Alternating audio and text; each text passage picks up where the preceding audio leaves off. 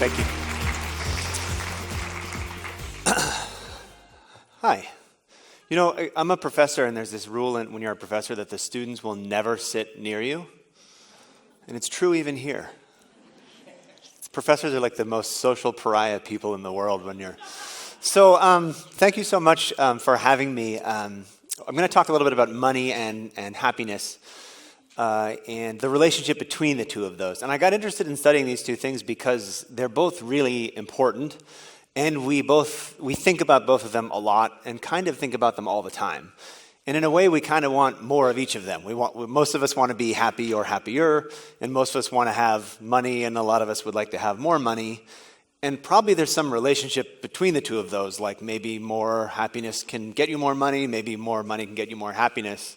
But there actually isn't a lot of research on what to do about that. So we're a little confused on the relationship between money and happiness. And I always start with this phrase, money can't buy happiness, when I talk about this, because it's in every world religion in some form or another has something about how money isn't the source of happiness.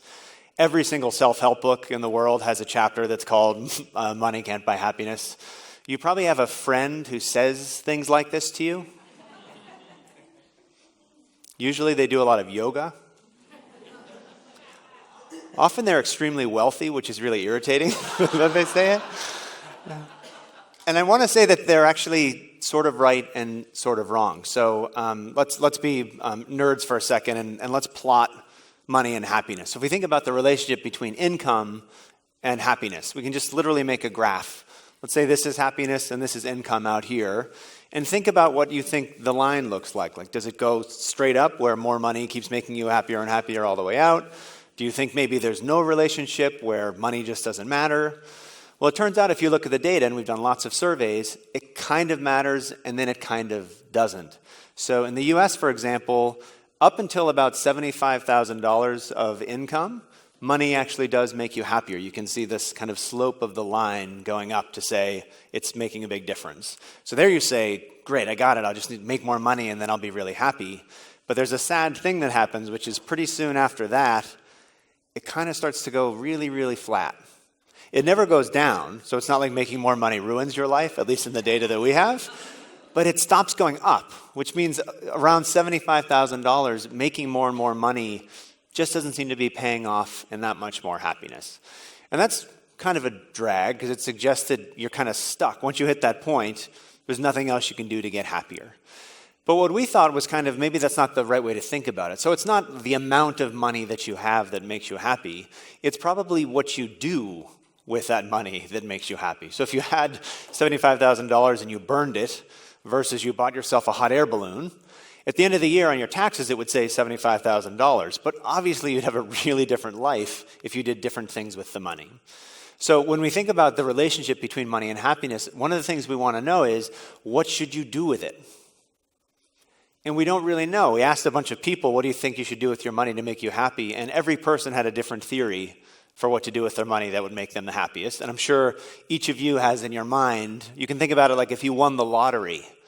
What would you do with the money that would make your life amazing? Almost all of you probably at least one thing and probably several things popped into your head. And it turns out when we look at the data, for example, for lottery winners, very often lottery winners end up less happy than they were before they won the lottery. It's very bizarre, right? So you have a life that you really like, then you add $1 million, and now you're less happy than you were after a year than before. Think about why that might be. When you think about winning the lottery, you think, oh my God, $1 million, I'll do amazing things, it's going to be awesome. And it turns out, we've done some research with lottery winners. One of the things that happens with lottery winners, the next day they go in and they quit their job. Of course, why would you ever work again if you have $1 million? The problem is, it turns out jobs are good for us. Like, we like to have a reason to get out of bed and go do things and then come home. And also, by the way, even though some of our coworkers really irritate us, we have friends at work too.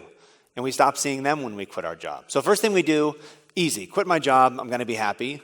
Wrong, actually. It's bad for you to quit your job in many cases. It makes you less happy. The other thing that people do, of course, is they win $1 million, and guess how much they spend? All of it would be good, maybe, Instead, they spend like $2 million because if you've got $1 million, you could never run out. So now you're actually in debt, more than you were before you won the lottery. The saddest thing that happens to lottery winners, though, is when they're married. So think what would happen. Many of you probably are happily married, and you married your spouse when you had very little money, let's say. And now suddenly you have $1 million. And what some people do is they look at each other and they think, you were okay when I was broke. And I'm not kidding, the word they use is upgrade. And the saddest thing is both people are looking at each other and thinking the exact same thing. So what happens is, not all lottery winners, but actually you see a higher rate of divorce than you'd expect. You'd think more money leads to less arguing. It actually leads to more arguing about what to do with the money. Again, you think, it can't be, $1 million is great when you think about how it plays out. And the last thing that happens to lottery winners, and this happens to wealthy people, if any of you are lucky enough to be wealthy, you've experienced this, all of your friends and family kind of see you as the rich person who they should bug for money all the time. And what that does to you is it disrupts your family relationships and your friend relationships. So now you have fewer close friends and family than you did before. So think about it. You had a life that you liked. You had a decent salary, a job you liked, spouse, friends, family, not a lot of debt. You win the lottery, and if you managed it well, it would probably be great, but instead the money messes up every aspect of your life, and you end up less happy. And I always talk about lottery winners because it just doesn't feel like it could possibly be the case that winning $1 million could be bad. Even now, I think, God, I would love to win $1 million. It just feels great. But when you think about what it really does to your life and how it might change things that are important to you, you can really see how money and happiness have a very complicated relationship in predicting how happy you are with your life. So one of the first things that we did was to think about, it's not so much like how much money you have, whether it's $75,000 or $1 million, but maybe it's, as I said, what you do with that money that matters for how happy you are with your life. And so the phrase that we often think is this phrase instead, which is if you think money can't buy happiness, all it means is you're not spending it right. Maybe you're spending it on things that aren't associated with the line going up, and maybe you're spending it instead on things that are this sort of world. And the way that we started with this is with my co-author, Elizabeth Dunn, who's at the University of British Columbia. The way that we started this was the dumbest way we could think of, which is we just asked a bunch of people, how happy are you? How much money do you make? And how do you spend it? And they just told us. You could look at your credit card statement right now and just start to group it into buckets, like how much did I spend on evenings out? How much did I spend on my bills? How much did I spend on shoes that I didn't need? How much did I spend on, and go through your bill in that way. And all we do is we look to see what relates to what. Does anything that people spend their money on pay off in more happiness than not? And what we found, and I'm not pointing fingers, this is true of me as well, and it's probably true of most of you. In any given month, what most of us spend the biggest chunk of our money on is stuff.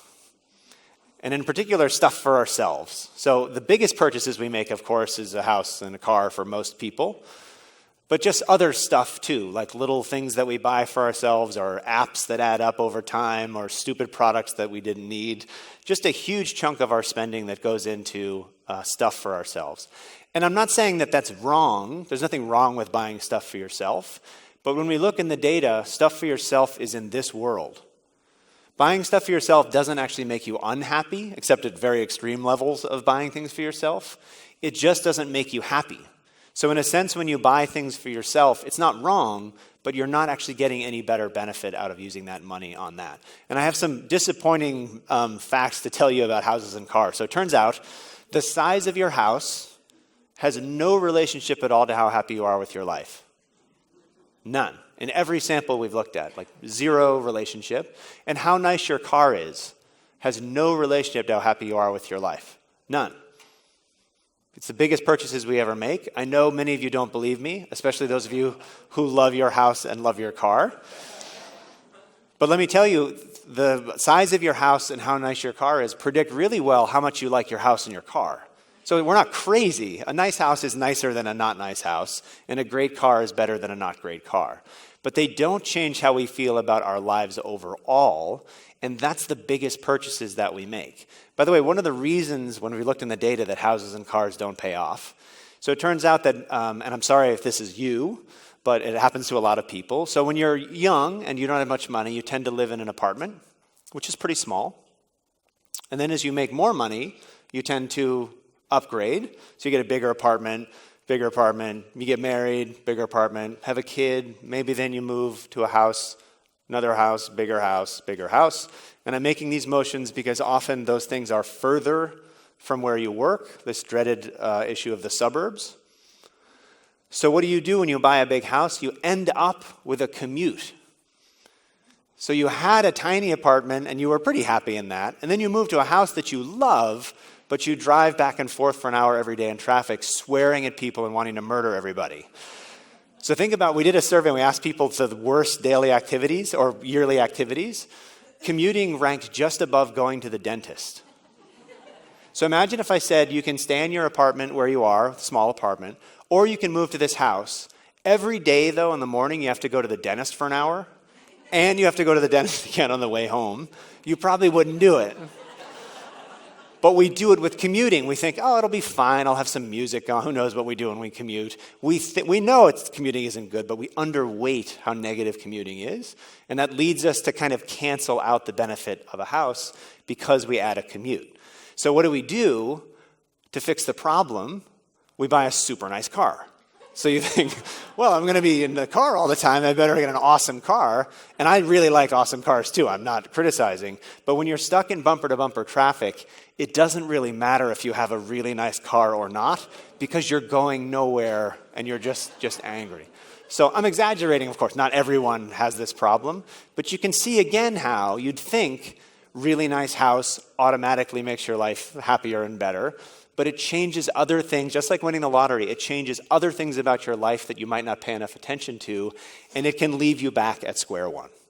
Okay, that's the depressing portion of the talk, and I apologize for being so depressing, because there's better news. So we saw this huge category of spending on yourself that people really didn't seem to do anything for them. But we saw this tinier category that people spent on that seemed to be really associated with being a happier person. And the idea was, instead of spending all of your money on stuff for yourself, that maybe it would be the case that if we reverse the arrow and instead you thought about spending some of your money on somebody else, that might actually pay off in more happiness. And we think about this as kind of shifting the focus, and instead of investing in your own stuff all the time, think about investing in other people and see if that might actually make you happier. So I'm going to talk about a couple of experiments that we've done to show exactly that if we can get people to spend their money in different ways, can we influence their happiness?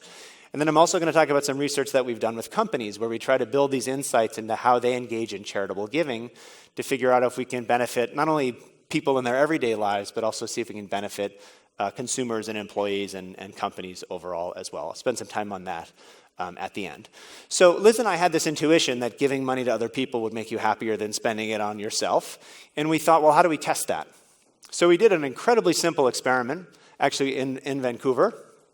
We went out on the UBC campus. Actually, I shouldn't say we. Our wonderful research assistants went out on the UBC campus early in the morning, as Liz and I probably slept or enjoyed our mornings. And they had boxes filled with envelopes.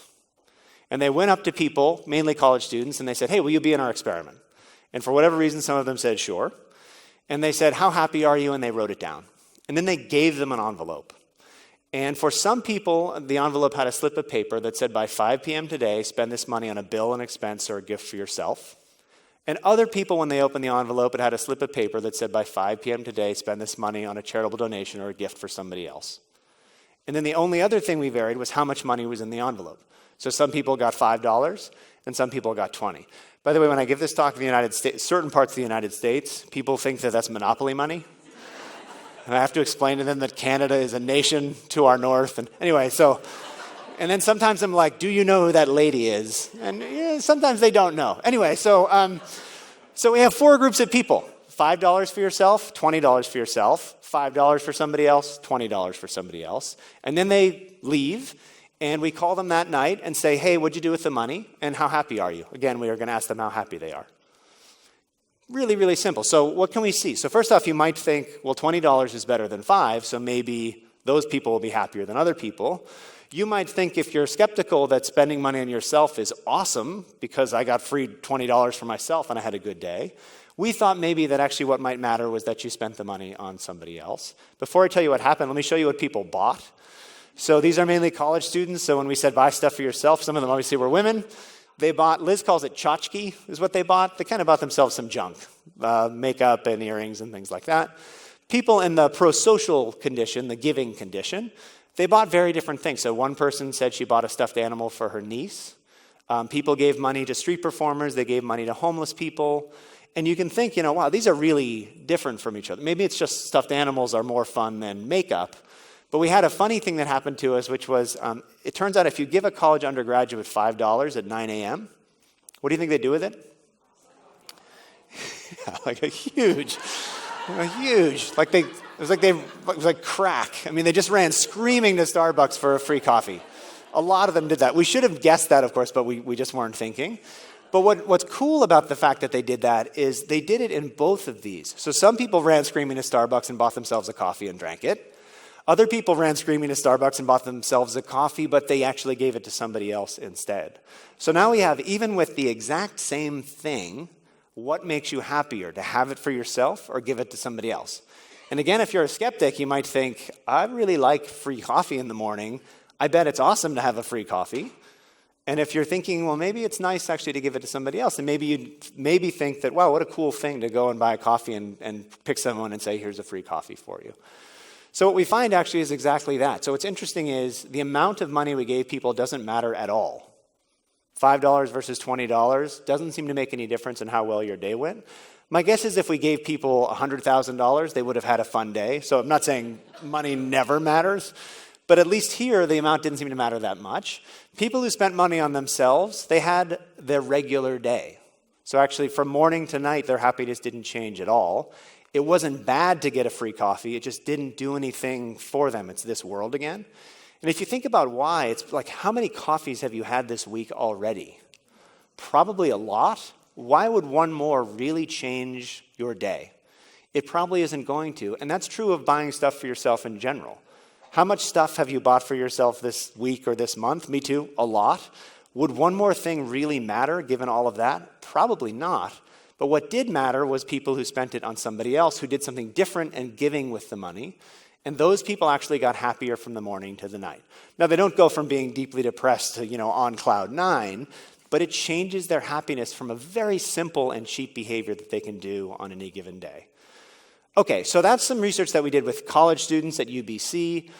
If you're a good scientist, you're thinking, well, maybe that's just because their lives are great, their parents are paying all their expenses. I'm sure it feels good to them to give money away. Does this work with people who don't have a lot of money to spend? Imagine you're really struggling to meet your basic needs, and you really could use $5 to buy something that you need. Would those people still feel happier giving than spending on themselves? So we had some collaborators actually in Uganda who were willing to do research with us. Uganda is an extremely poor country, a lot of strife in Uganda. People are living on a couple of dollars a day at best. So we did the exact same experiment there. We told people in Canada, think about a time you spent $20 on yourself. And in Uganda, we said, think about a time you spent 20,000 Ugandan shillings, which is about $20. So we tried to do the same amount of money in the two countries. And again, time on yourself, time on somebody else. And I want to show you some of the stories that people told us, actually, because they're quite interesting between the two countries. So I'll show you these two guys. These are people we said, think of a time you spent on somebody else. This is a 19-year-old guy from Uganda. He told us, I called a girl I wish to love. I think that he means romantically, but it's a little bit unclear what his motives are. He said, we went to, that's a local restaurant, and he basically bought her dinner, which totaled to about $20 Canadian. And then he says, but however, I did not achieve this girl up to now. So I think romantically, but I'm not going to. That's a guy from Uganda, 19-year-old from Uganda. Here's a 21-year-old guy from Canada. I took my girlfriend out for dinner at a local restaurant for her birthday. We went to a movie, which was so bad we left, and then went back to her room for, any guesses? Keep it clean? Cake. Homemade cake. So neither of them achieved the girl up to now. So I put these up here because Canada and Uganda are different, in every dimension you could possibly identify. And yet, of course, people are people all over the world. So we see tons of similarities when people think about giving to somebody else between the two countries, which is interesting to us just in its own right, that people everywhere kind of give and feel pretty good about it. But we also see big differences, as you can imagine, between the countries as well. So I'll just show you two more examples. It's very easy to tell even what country they're from after a couple of words. For example, this young woman from Canada says, I went with my sister to get a present for my mom. They probably drove over to the mall and got her a scarf. It was about $15. It's definitely pro-social. Like, we should all definitely buy our parents more presents because they've been amazing to us in our lives. There's no doubt that it's a giving behavior, but it's pretty trivial. Probably her mom didn't need the scarf in order to survive, and she probably had a bunch of other scarves anyway. Compare that to this example from Uganda, and we see lots of examples from Uganda like this. This is a woman in her 30s who says, on Sunday I was walking and I met a friend whose son had malaria. The father actually had lost his job and they had no money. They had lost their home as a result, and they needed to go to a clinic. This woman said, I gave her the same amount of money as the scarf cost for medical bills and transport. It's about as close as you can come to saving somebody's life with $20. And as I said, we see, as you can imagine, lots of examples like this in Uganda, very few in Canada. But what we find when we look at the happiness data, and we were surprised by this as well, there aren't huge differences between the two countries. So in Uganda, even though people are struggling to meet their basic needs, people who spend on themselves don't really feel any happier, and people who give the money away tend to feel happier. And it was the same in Canada as well, again. So we didn't see huge differences on the bit. You'd think these two actions are enormously different in how happy they make you. They're not really so different. It's kind of like spending on yourself makes you this happy, whatever that number is. Buying a scarf makes you this happy, big difference. Saving someone's life, a little bit happier than that. Definitely having an impact bumps you up more, but really what it looks like is giving to somebody else is what you should do, and spending on yourself really doesn't do much for you. And I highlight that because some people say, well, okay, so I'm supposed to spend on somebody else somehow, but I don't know how or when or on who or what time and things like that. And just keep this in mind, because it doesn't, in all the research we've done, it doesn't seem to matter so much who or how much or what person or what country. What really seems to matter is that you're giving instead of spending on yourself. Okay, so this is the point in the talk where people start thinking that I work at a business school and it seems like I'm some sort of weirdo Buddhist hippie. So I thought I would talk about some of our, probably not this audience, but other audiences. So I want to talk about some research that we do with companies where we try to build in these insights into how companies do things. And this is a little bit of an unfair model for how companies do corporate philanthropy, so I don't mean to criticize all companies. But it's fairly common when I go and talk to companies that they say, we want to do some of this social responsibility stuff. We've been hearing about it. It seems like our employees like it, and it seems like millennials, whoever they are kind of into it. So can you tell us how to do it? And what they very often do is, the big companies already have a foundation that does this, or smaller companies are thinking about giving money. And they say, I made up $100,000, but they say, we have some money and we want to give it to a charity. And then we want to tell our employees and tell our customers that we did it. That's kind of a pretty standard model of how corporate philanthropy works. And there's nothing wrong with that. I mean, I love it when companies give money to charity, don't get me wrong. But from our perspective, I just told you about a bunch of research where we can show that when a single person gets to give even a tiny amount of money, it can have a big emotional impact on them. And in this model, in a sense, the only person who gets to give any money at all is the CEO. Usually in this context, the CEO says, I read something about whales needing help, and so I think we should give all of the money to whales. And then they give all the money directly to whales or manatees or whatever the CEO is into. And then the employees are like, what in the hell are we supporting whales for? And customers are like, what do whales have to do with anything? That's got nothing to do with it. And even more importantly, none of them were involved in the process at all. From our perspective, that's a big loss for the company. Imagine that they did it this way instead, and I'll tell you about some studies that we do. Instead of giving it directly from like the foundation or from the CEO, what if you just split it up among the employees and let the employees give it wherever they wanted? And again, $5 or $20 is sufficient to get people to have a better day.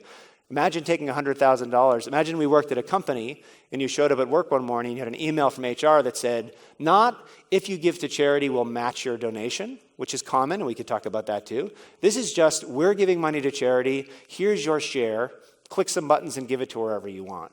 And just think how psychologically different that is. Not only does each employee get to be involved, but also they get to pick the charity that they care about. So if they don't like whales, they're seeing it as a waste of time.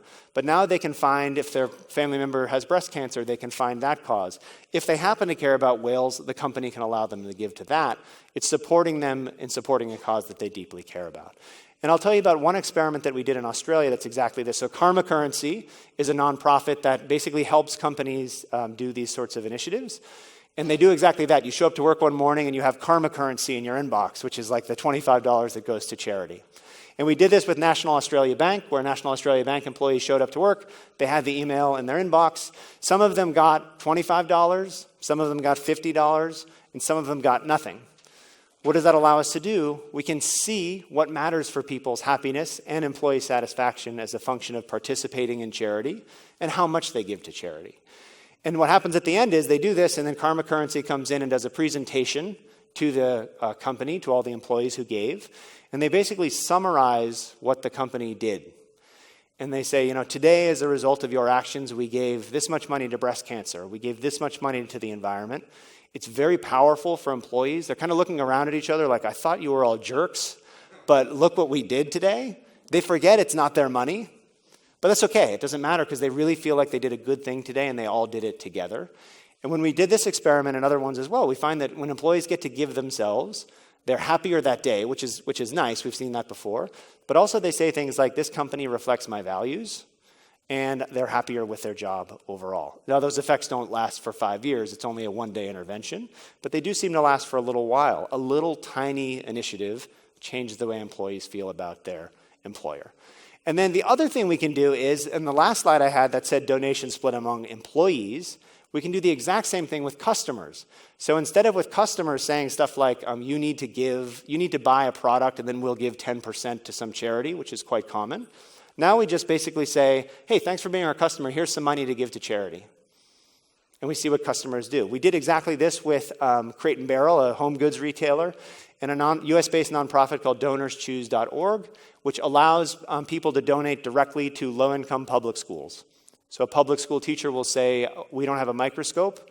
You and I could go on right now and buy the kids a microscope, and they write you thank you notes saying, we love the microscope. It's actually really addictive, so you should be careful about trying it, because you feel really good after you do this. What we did with Crate & Barrel was, Crate & Barrel did regular stuff like, thanks for being our customer, here's a $25 gift card off your next purchase. Some customers got that, but other customers we said, here's $25 to give to DonorsChoose.org. And we can see who comes back to the website to Crate & Barrel to buy stuff faster. And it turns out it's not the people who got the discount, even though you'd think they would. It's the people who actually got to give to DonorsChoose.org. And again, those customers say, Crate & Barrel is the kind of company that reflects my values. Really small dollar amounts, really simple experiments that we do, trying to involve people in the process of giving, which we know makes them happy, and also can translate into these other outcomes that are good for employees, customers, and organizations. So just to wrap up, I showed you this phrase earlier, if you think money can't buy happiness, you're not spending it right. We've identified a couple of other ways that you can spend money to be happier, but the one I want to leave you with today is, if you think money can't buy happiness, just try giving some away. Thank you very much.